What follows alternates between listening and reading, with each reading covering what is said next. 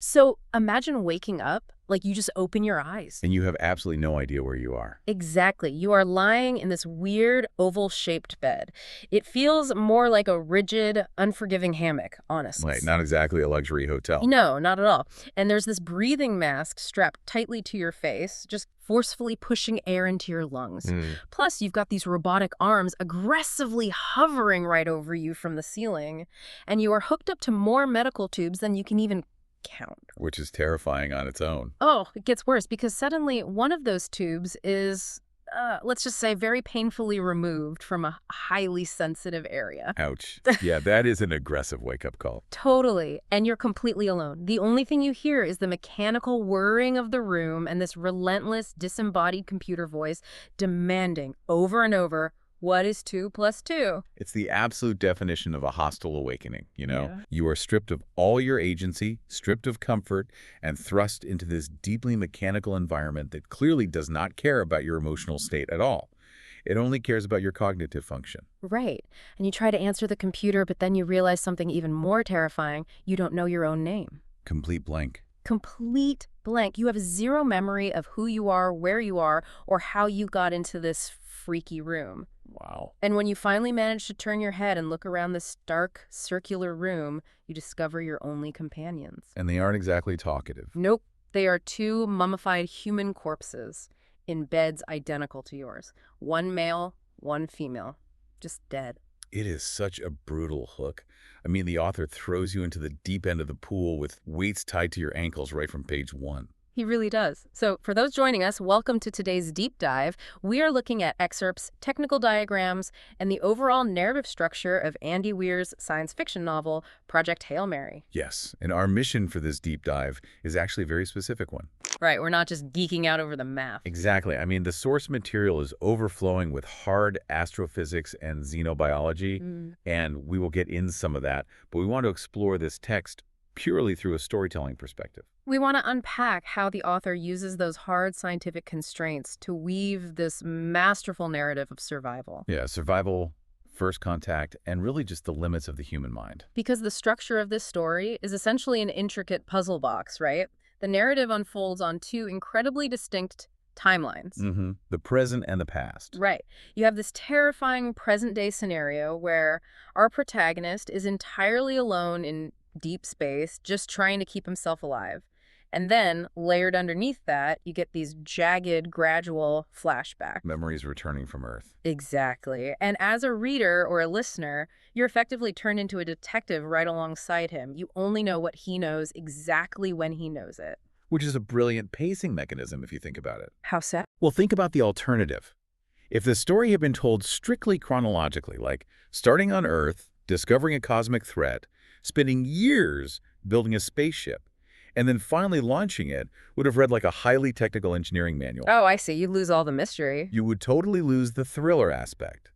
By starting at the end of that chronological process, right in the immediate aftermath of a disaster that the audience doesn't understand yet, the author ensures that every single flashback is highly anticipated. They aren't just boring backstory. Exactly. They are crucial clues to solving the present-day crisis.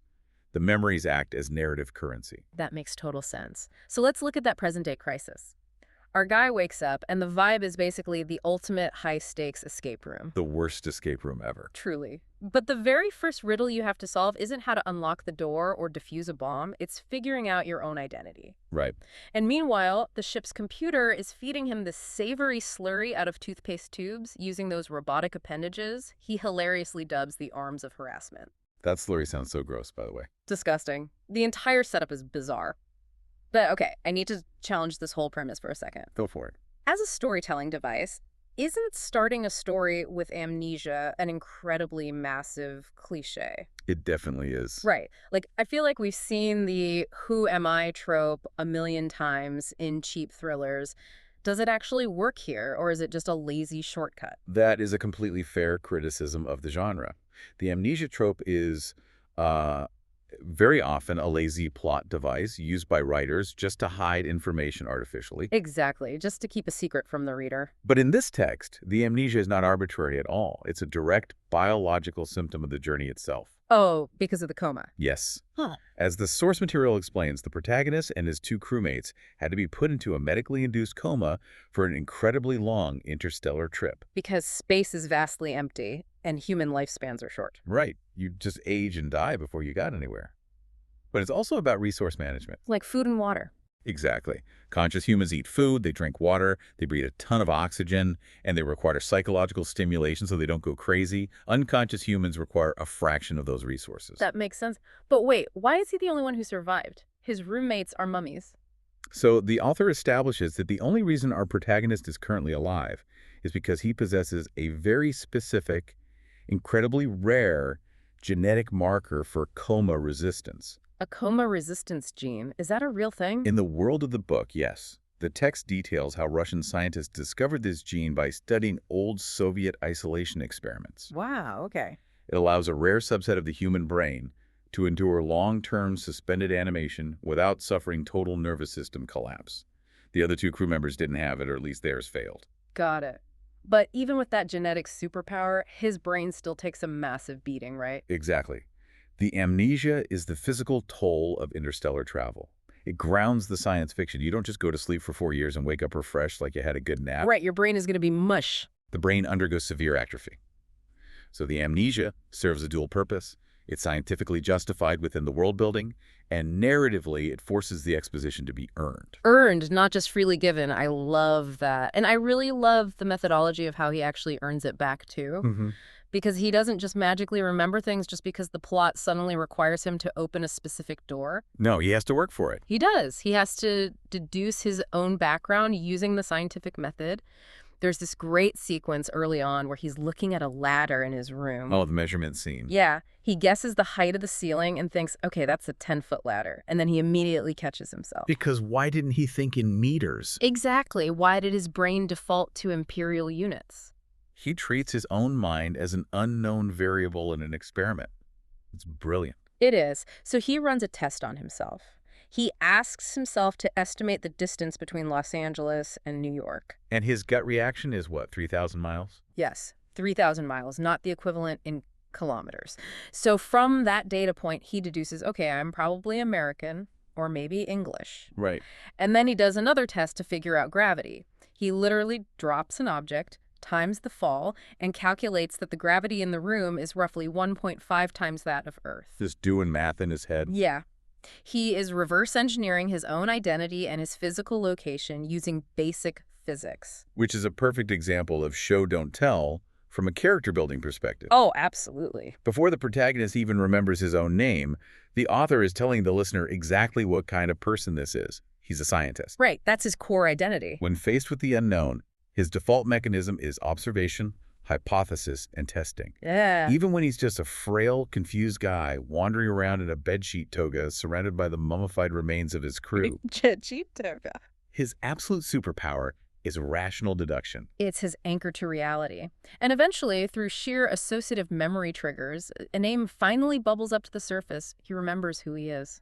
Dr. Ryland Grace. Dr. Ryland Grace. And that name acts as a skeleton key for his subconscious, right? It does. The moment he remembers his name, the floodgates start to creak open. He remembers his former life, living in San Francisco. He remembers his job. And he wasn't some hotshot NASA astronaut, which I thought was so interesting. Right, he was a middle school science teacher. Which is such a weird detail for a guy currently floating in a high-tech spaceship. Like, how did a middle school teacher get here? Well, his returning memories prioritize the trauma.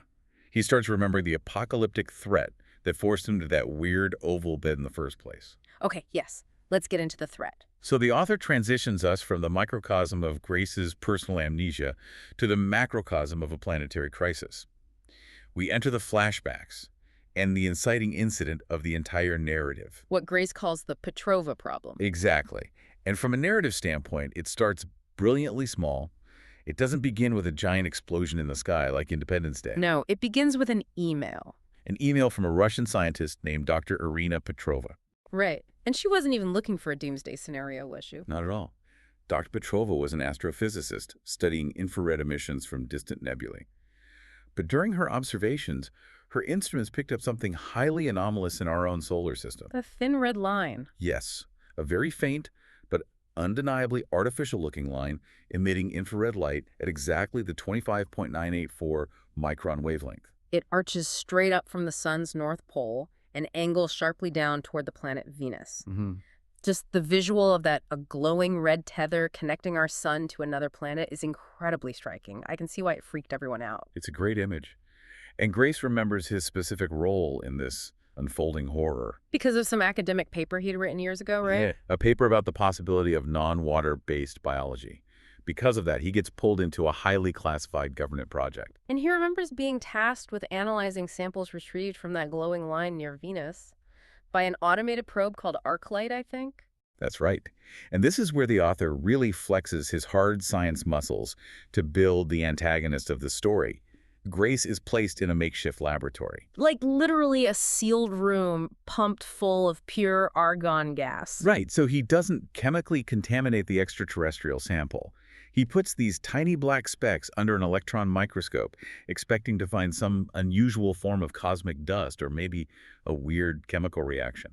But instead, he discovers they are moving. They're multiplying. They aren't dust. They are alive. A single-celled life form surviving in the absolute vacuum of space. That's crazy. The biology Grace uncovers is staggering, and it entirely redefines the threat. What he discovers is that these organisms are migrating. Migrating from the sun to Venus. Exactly. They consume raw solar energy from the sun, store that massive amount of energy within their single cell, and then use infrared light specifically at that Petrova wavelengths of 25.984 microns as a form of biological propulsion. Like little microscopic rocket ships. Yes. To travel from the sun to the carbon dioxide-rich atmosphere of Venus, just to breed, Grace names this organism astrophage. Which translates from Greek to star eater. Star eater. It sounds almost mythical, doesn't it? It does, but it's presented with cold, hard biology. I was really trying to wrap my head around this concept while reading the notes. Did you come up with an analogy? I did. The closest thing I could think of is cosmic cane toads. Oh, I like that. You know how cane toads were introduced to Australia and just completely devastated the ecosystem because they multiplied exponentially and had absolutely no natural predators? Right. So astrophage is basically an incredibly invasive species, but instead of taking over a swamp, it happens to exist on a diet of literal stars. That is a very apt analogy, especially regarding the exponential growth part. Astrophage is not a sentient villain. It doesn't have an evil master plan to destroy humanity. It's just a space bug. It's just an organism doing what organisms do, eating and multiplying. But the author uses hard mathematics to escalate the stakes of that biological imperative. Oh, the math scene, the presentation with Leclerc. That was chilling. It truly is. In the flashbacks, a climatologist named Francois Leclerc delivers a devastating presentation to the world leaders. He explains that because astrophage breeds exponentially, the dimming of the sun will not be a slow linear decline. Right, it's an exponential curve. It drops off a cliff. He crunches the numbers on the screen and tells the room that in exactly 19 years, the loss of solar radiation will trigger a new ice age. Half of humanity will be dead. Over 3 billion people in 19 years. It's a terrifyingly short window. It really is. Leclerc has to remind these politicians that human beings are not outside the ecosystem. We are utterly dependent on it. Right. A cooling sun doesn't just mean we need to buy thicker coats. Exactly. It means mass ecological collapse. The phytoplankton in the oceans will die off. The crops will fail worldwide. The weather patterns become violently chaotic due to the changing thermal dynamics. He explicitly mentions tornadoes ripping through Europe. Yeah, tearing up Paris. It is literally a biological clock counting down to the extinction of our species. And to make this threat feel even more insurmountable, the author grounds the mechanics of astrophage in high-level particle physics. Okay, yeah, let's get into the physics, because this is where my head started to spin a bit. We had a deep dive into how this is even possible from a drafted Norwegian scientist named Dr. Locken. She explains the findings from CERN regarding how a single-celled organism could possibly store enough energy to travel between planets. Right. Inside the astrophage cells, high-velocity protons are forced to collide. Okay, and she talks about kinetic energy being converted into neutrinos. Specifically, she mentions Majorana particles. What exactly is a Majorana particle, and why does a microscopic space bug need them? Like, break this down for me. Sure. It's a fantastic piece of theoretical physics applied to a biological problem.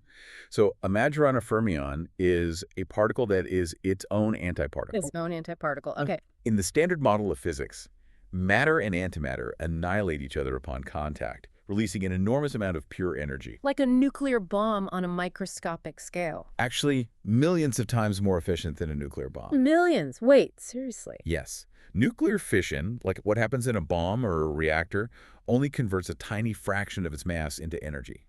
Matter-antimatter annihilation converts 100% of the mass into energy. Oh, wow. Perfect efficiency. Exactly. What Dr. Locken explains is that the astrophage uses its internal biological structure to collide protons and create these majorana neutrinos. When two of these neutrinos collide inside the cell, they annihilate each other. So they're constantly having little matter-antimatter explosions inside themselves. Exactly. And this creates two photons of light. And the mass energy of that specific neutrino perfectly matches the energy of a photon at exactly the 25.984 micron wavelength. The exact infrared light Dr. Petrova saw. So the astrophage is literally a microscopic matter-antimatter reactor. That is insane! But wait, if they are absorbing all this solar energy, how do they not just melt? How do they trap it? That's the other wild part.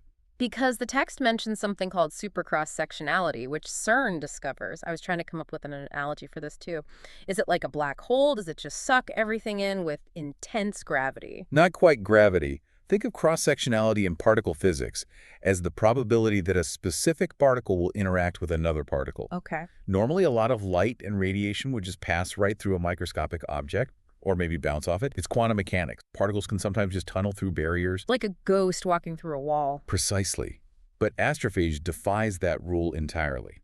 Super cross-sectionality means that absolutely nothing passes through it. Nothing at all. Nothing. It interacts with every single particle of light or radiation that hits it. It doesn't act like a black hole pulling things in from afar. It acts like an impossibly perfect quantum sponge. A quantum sponge. If a photon hits it, the astrophage absorbs 100% of it. That is why it appears as a perfectly black dot under Grace's microscope. It reflects zero light.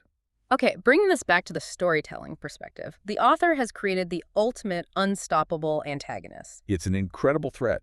Right. It defies quantum tunneling. It houses matter-antimatter reactors. It's an invasive space algae that is eating our sun, and the math proves it will kill billions in 19 years. Yep. How does a storyteller even begin to construct a human response to a threat that massive? I mean, if humanity takes 10 years just to argue about the budget for a new highway, how on earth do we mobilize to fight a quantum space sponge in under 2 decades? Well, you can't rely on normal human systems. Clearly not. The threat is too vast and the timeline is just too short. Which brings us to the author's narrative solution. You need a human character who is as ruthless, unstoppable, and cold as the math itself. Enter Eva Strat. Eva Strat, the administrator. Let's talk about Strat, because she genuinely shocked me. She is a Dutch woman who has been granted absolute, unquestioned dictatorial global authority by the UN to solve the Petrova problem. Absolute power. And I don't just mean she's the boss of the project. I mean absolute authority. She answers to no one. She ignores international borders, she ignores international law, and she repeatedly tramples on basic human rights. She gets results, though. Sure, but when she wants a scientist or an engineer, she doesn't politely hire them.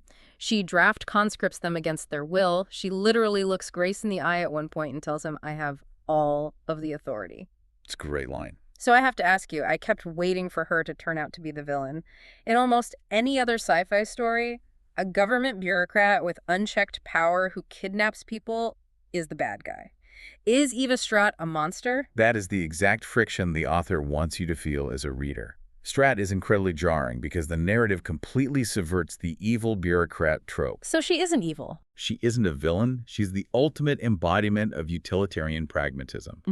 The story posits a very dark philosophical argument. When faced with a literal extinction-level event, democratic process, morality, and individual rights are lethal luxuries. Lethal luxuries? Wow. Strat understands the math of the 19-year doomsday clock better than anyone on the planet. She is hyper-focused on saving the human species as a collective, and to do that, she is more than willing to destroy the lives of individuals. She takes utilitarianism to a terrifying extreme. She really does. Like when Leclerc gives her that 19-year timeline, she does the logistics in her head instantly. She realizes 19 years is not enough time to design a ship, build it, fly it to another star, figure out a solution, and send the data back before billions freeze to death. The math doesn't work. It doesn't. So what is her immediate response? She orders Leclerc to figure out how to deliberately trigger massive, catastrophic greenhouse gas warming. To buy time. Right. She wants to purposely insulate the Earth like a giant thermal parka to buy the project an extra 8 years. She completely ignores the morality of destroying the environment to save it. And look at who she forces to execute that plan. Leclerc is an environmental scientist. All right. His entire life's work is protecting the Earth's ecology. And Strat forces him to draw up a plan to launch a nuclear strike consisting of 241 fusion bombs directly onto the ice shelves of Antarctica. Which is insane. Simply to release the trapped methane underneath and skyrocket global temperatures. It's sickening, honestly. She turns a climate scientist into a global ecological terrorist. Yes. And she is just as ruthless on a micro level with personnel, too. There's that scene with Dr. Locken. The Norwegian scientist. Yeah. Locken comes in to give some general feedback on a preliminary ship design. Strat decides she needs Locken full-time. Locken refuses, saying, she has a life and a job in Norway. And Strat essentially tells her, meet me at my private jet in 1 hour, or the Swiss police will physically drag you there in handcuffs in 2 hours. She literally enslaves a brilliant scientist. She does. She even goes to a high-security prison in New Zealand to recruit a man named Bob Riddell. Oh, that scene is great. Riddell is an engineer serving a life sentence for culpable homicide and massive embezzlement. Strat doesn't care that he got people killed. She only cares that he had a brilliant theoretical idea about solar thermal power. Because Strat operates outside the bounds of human ethics.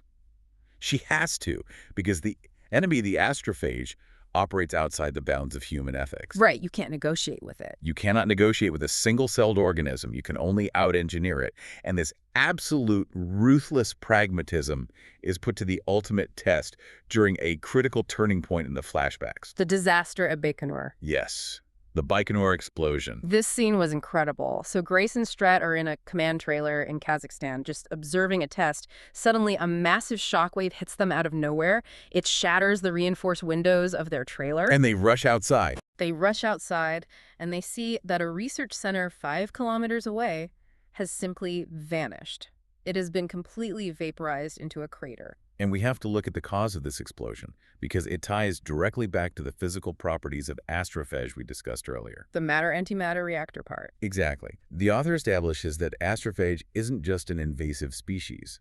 Because it stores energy via matter-antimatter annihilation, it is practically a weapon of mass destruction. Right. There's an earlier scene with a Russian scientist, Dmitry Komarov. He demonstrates the power of astrophage as a potential spacecraft fuel. He uses a microscopic amount, right? Yeah, just a tiny fraction of a gram to test a miniature spin drive.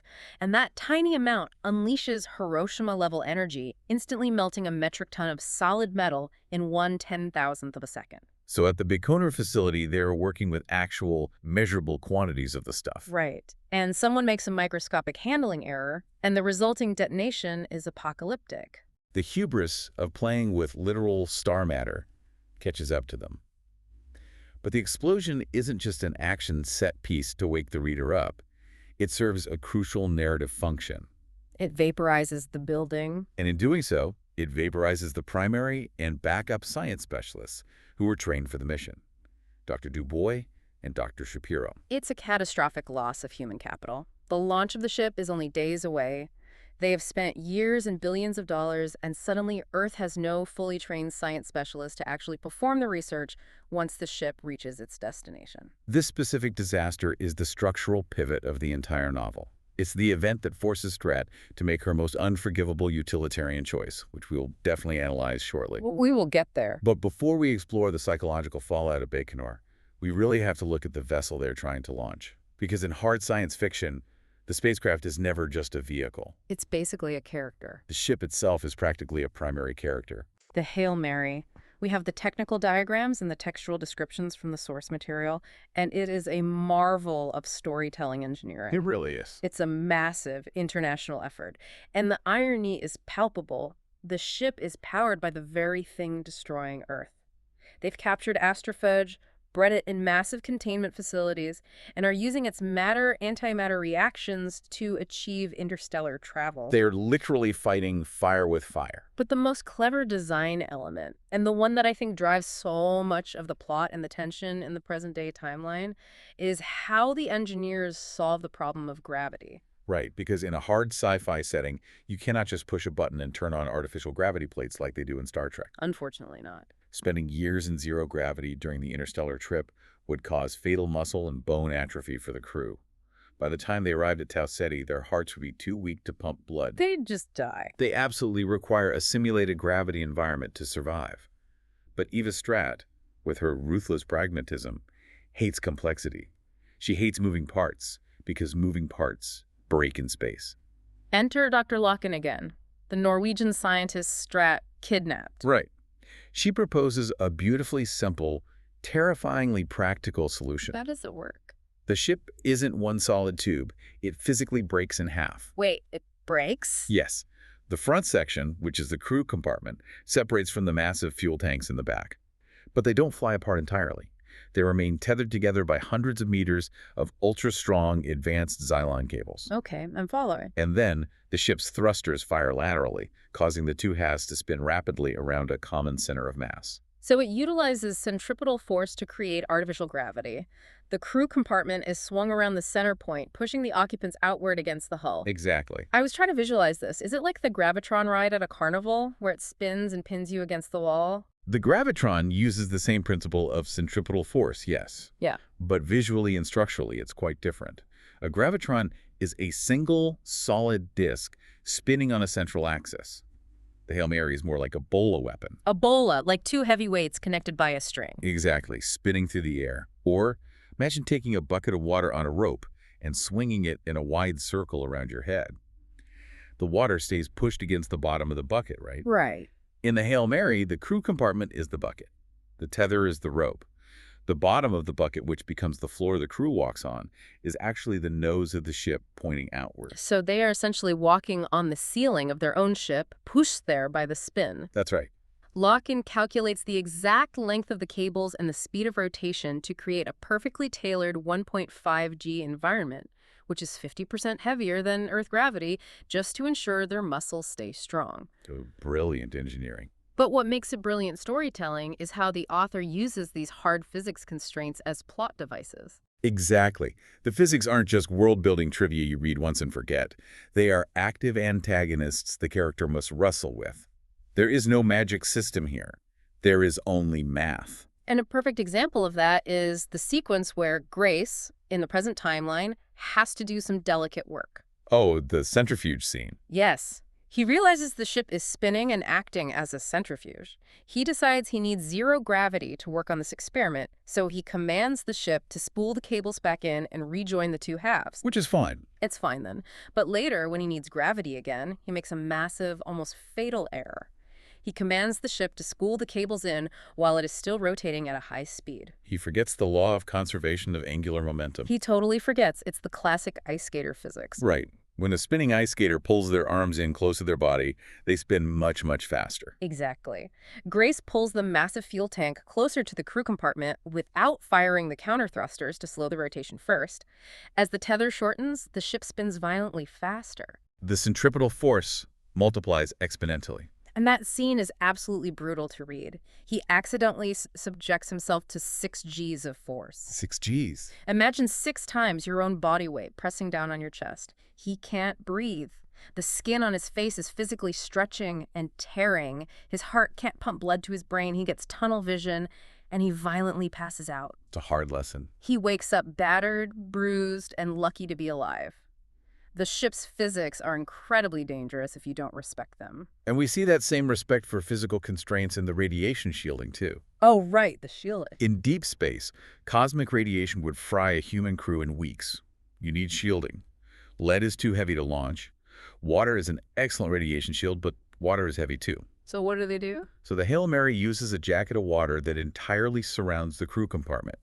But as the trip goes on, they need to drink that water, so it replaces the water in the shielding jacket to protect them. Oh, God. Human waste, the slurry. As they consume the clean water, Their urine and feces are pumped into the jacket to maintain the mass and the radiation protection. It is a closed-loop system of survival. It's so gross, but it grounds the science fiction intangible, inescapable reality. Every action has a cost. You can't just ignore waste in space. No, you definitely can. But all of this incredible human engineering, all the math, all the sacrifice and moral compromises made on Earth to get the Hail Mary to its destination is completely upended the moment Grace actually arrives. Because he's not alone. Right. He arrives at the Tau Ceti star system. This is the only nearby star that is mysteriously immune to the astrophage infection.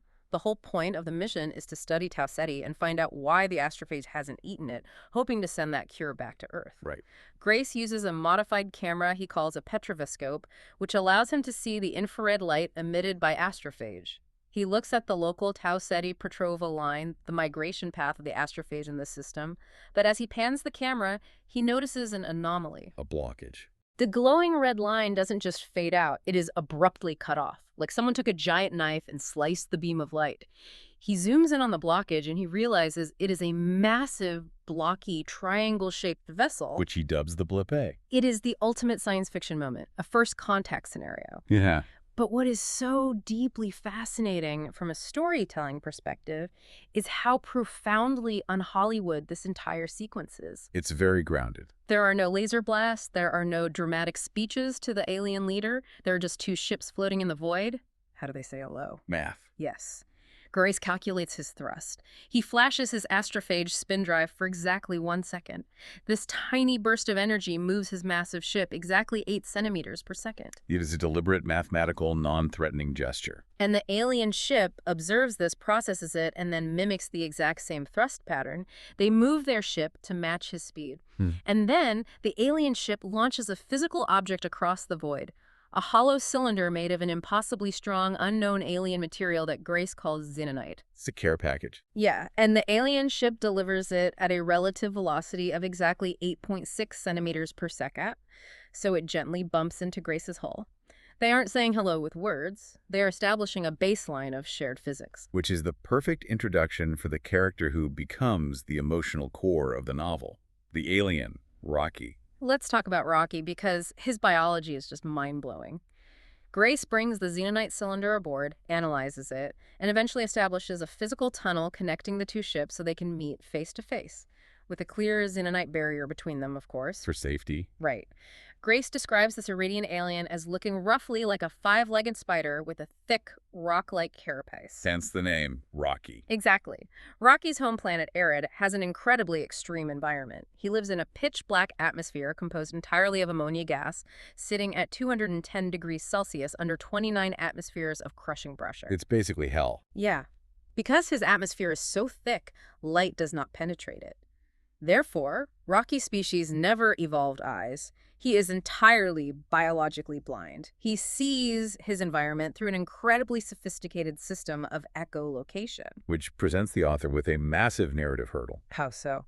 Well, how do you write a compelling emotional dialogue between two characters who share absolutely zero biological, environmental, or cultural common ground? As you noted, there's no magical Star Trek universal translator device here that conveniently translates alien vocalizations into colloquial English. No, they have to work for it. It's like two engineers trying to build a complex suspension bridge starting from opposite sides of a canyon. Right. But the canyon is completely dark, and the only tool they have to coordinate is a dictionary that they have to write from scratch, one word at a time, while building the bridge. That is an excellent analogy. Sure. And the foundation stones for that bridge, the only concepts they can trust are the fundamental, immutable laws of the universe.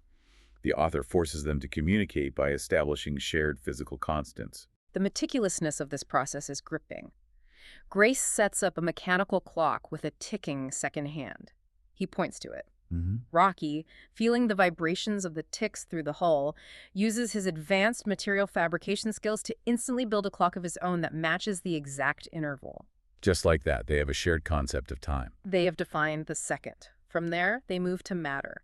They use physical, wooden models of star systems and atoms to define elements. They use scales to define mass and weight. And because Rocky's anatomy doesn't produce human speech, he speaks in rapid, complex musical chords.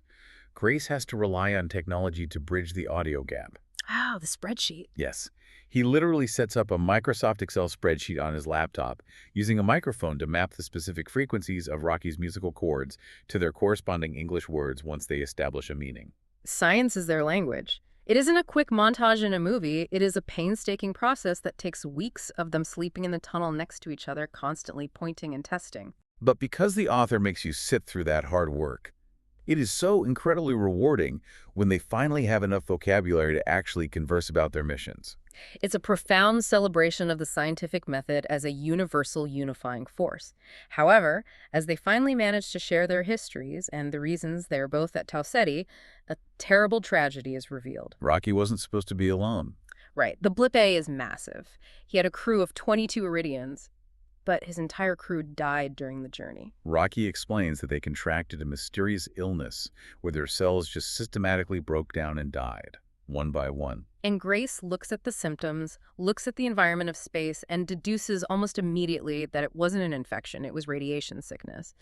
But when Grace tries to explain the concept of radiation to Rocky, explaining that space is full of fast-moving, high-energy particles that shred DNA, Rocky flat out denies it. He argues with Grace. Rocky says space is empty. The Iridians, a species brilliant enough to engineer an interstellar starship, have absolutely no concept of radiation. Which feels, at first glance, like a massive plot hole. I'll admit, I was completely baffled reading this part. I thought, come on, you can harness the power of astrophage, you can build a ship out of xenonite that withstands 29 atmospheres of pressure, but you don't know what a proton is. You don't know about cosmic rays. I was ready to call foul on the author. But if you look deeper into the world building, it is structurally brilliant and entirely logically consistent. Okay, explain it to me. The author is making a profound point about environmental determinism.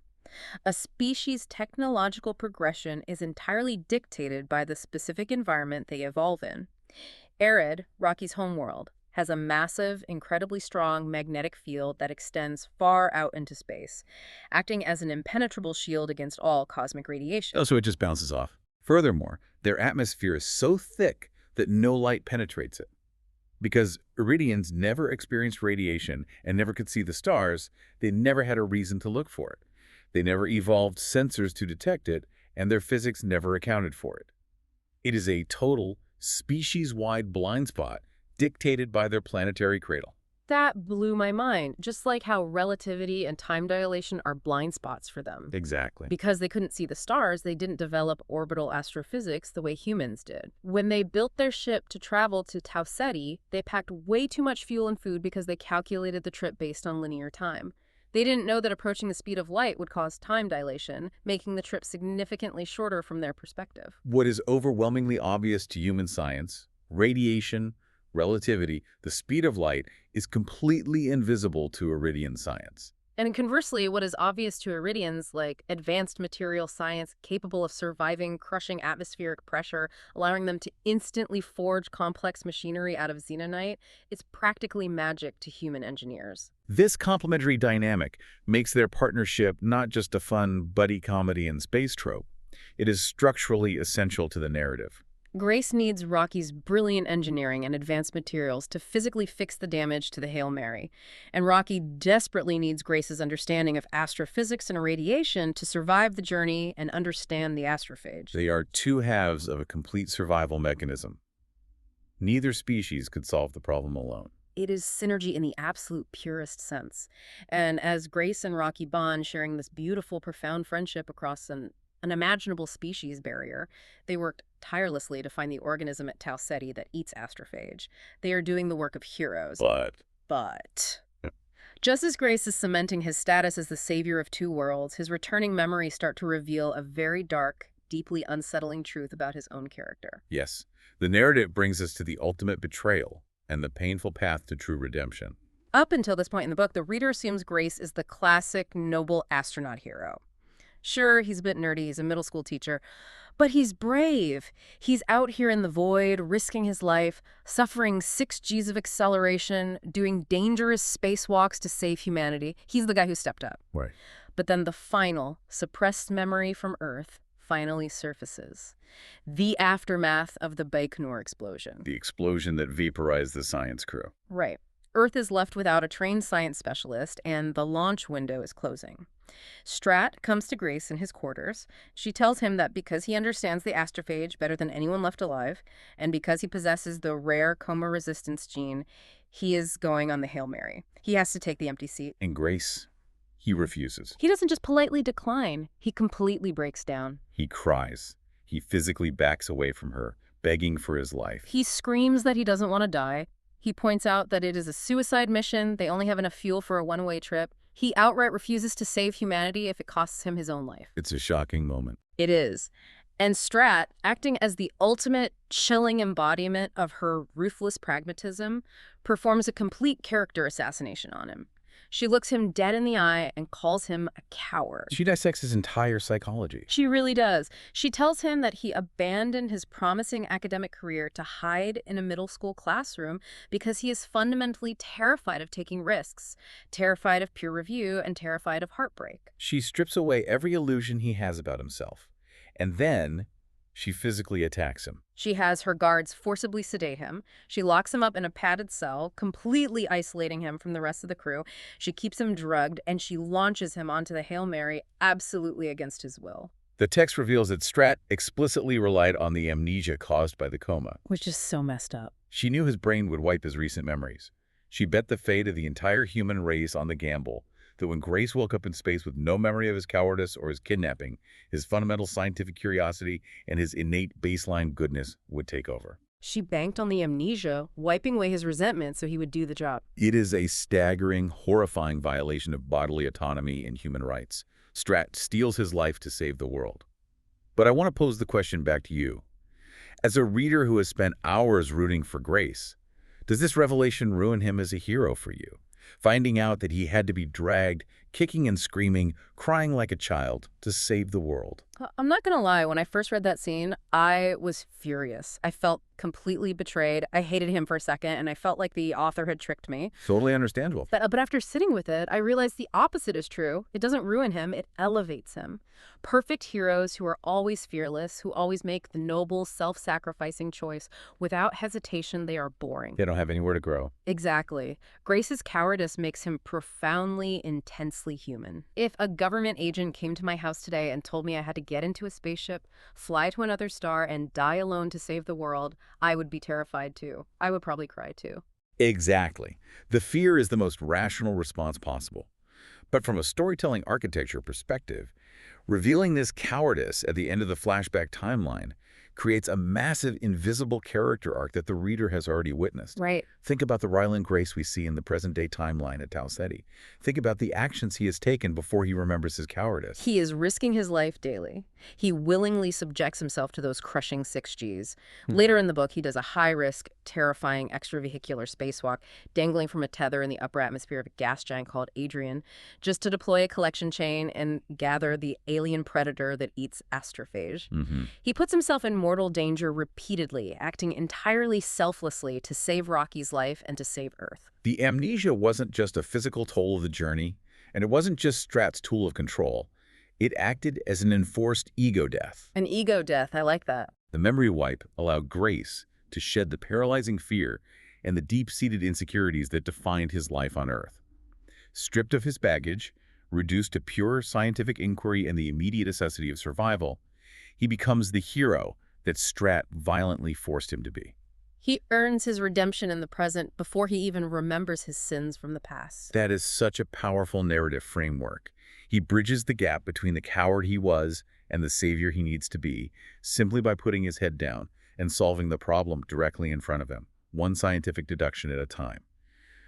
The amnesia was a psychological shield that allowed the best parts of him to flourish. And it ultimately leads to the culmination of the mission. They find the solution, they find the microbe that consumes astrophage. They do. But Grace still has to get that data back to Earth. Right. The Beatles. We have to mention the Beatles. John, Paul, Ringo, and George. The 4 tiny, automated interstellar probes designed by an eccentric engineer named Steve Hatch. Because the Hail Mary doesn't have the fuel to fly back to Earth, Grace has to pack all this incredibly complex data, the biological samples of the astrophage predator they found at Tau Ceti, and the full story of Rocky into these tiny, hardened drives. And he launches them, shooting them blindly back across the void toward Earth. They are humanity's ultimate message in a bottle. The inclusion of the Beatles highlights a major thematic element of the novel: redundancy and resilience. Even in the face of absolute mathematical annihilation, humanity builds redundant systems. We shoot data across the empty void of space, and we hope against hope that someone is still alive on the other side to catch it. It really is a stunning testament to human ingenuity and hope. We have unpacked so much today. We really have. We've looked at the terrifying biology of star-eating algae, the horrifying moral calculus of Eva Strat, the brilliant lethal physics of a spinning spaceship, and the sheer beauty of making first contact with a blind, rock-covered engineer who speaks in musical chords. Andy Weir uses the uncompromising laws of physics not as limitations, but as the very scaffolding of a deeply human drama. It's incredible. And if there's one final provocative thought to leave you with, something to mull over long after this deep dive ends, it is this. The story fundamentally argues that humanity's greatest survival trait isn't our advanced technology, our destructive weapons, or even our individual solitary bravery. What is it then? It is our capacity to collaborate. Yeah. It is our ability to look at something entirely incomprehensibly alien, whether that is a literal extraterrestrial species from a high-pressure ammonia world, or just a deeply opposing political or philosophical viewpoint right here on Earth, and find a way to communicate. Right, finding that shared baseline. Exactly. The book asks you to look around your own life. What impossible barriers could you cross if you stripped away your preconceptions, dropped your ego, and just focused on finding a shared language? Whether that language is the mathematics of a ticking clock, the empathy of shared suffering, or just sheer stubborn necessity. Because sometimes, to solve the ultimate puzzle, you have to realize that you are waking up in the dark, stripped of everything you thought you knew. And the only way out, the only way to survive, is to start asking the most fundamental questions.